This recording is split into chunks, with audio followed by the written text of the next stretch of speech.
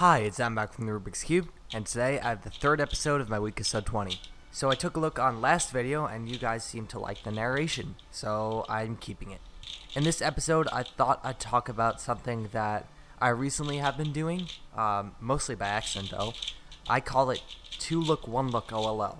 I know it's kind of an awkward name, but here's how it works. So if you didn't know, Look OLL works by first forming a cross, and then you solve the OLL for that cross. Pretty simple. Look OLL works by recognizing the pattern, even if it's not a cross, and performing an algorithm to solve that OLL case.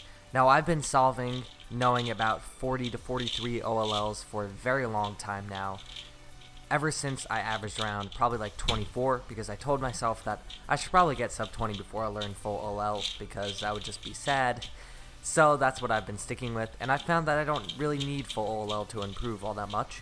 So I'll be sticking with the OLLs I do know until I want to get sub 15.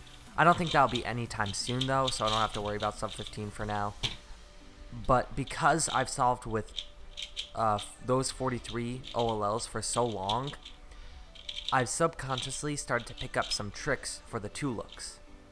So whenever a 2-look OLL comes up that I don't know the algorithm for, I've started to memorize those patterns. And I like to mention again that this is all subconsciously, yet it's happening still, so I thought I would talk about it.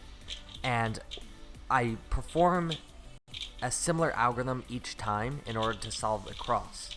And so what this does is it keeps it consistent from solve to solve so that I get the same 2-look case every single time. And it kind of acts like a 1-look case now. I can look at the OLL case, say, okay, that's a bar horizontally.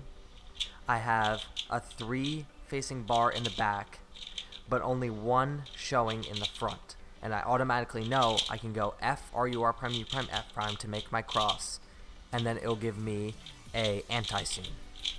So I can 1-look the case, but it's still technically using 2-look. I think this kind of just shows how long I've been using 2-look for a lot of these certain cases.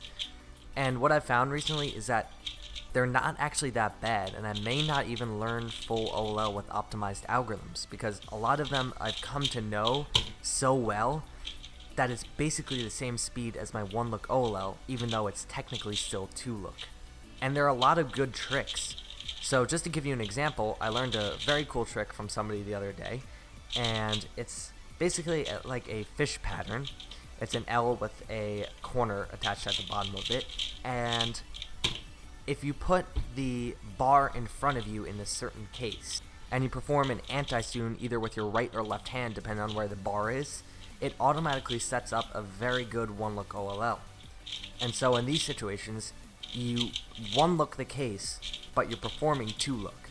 And so that's where the name 2-look 1-look OLL came from, that I kind of started saying. Now I'm sure this exists already and it's been thought of before. It's not like I'm creating it or anything, but it's just a phenomenon that I've recently been noticing. And it's kind of cool how when you do OLLs for so long, you start to recognize them a little bit differently. And even with the 2-look cases, I can do them very quickly, only looking at them once. So let me know down below if you use 2-look 1-look, or you have any good tips for certain cases. Yeah, I think it's something that a lot of people use, maybe subconsciously like me, or they start to realize it over time. But it's definitely something to try if you don't want to learn optimized algorithms for whatever reason, and you just want to learn 1-look a little bit easier. Anyway, that's about it for this one. Please leave any topic ideas for the next episode down below.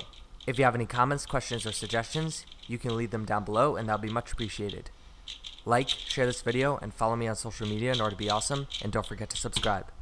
Thanks for watching.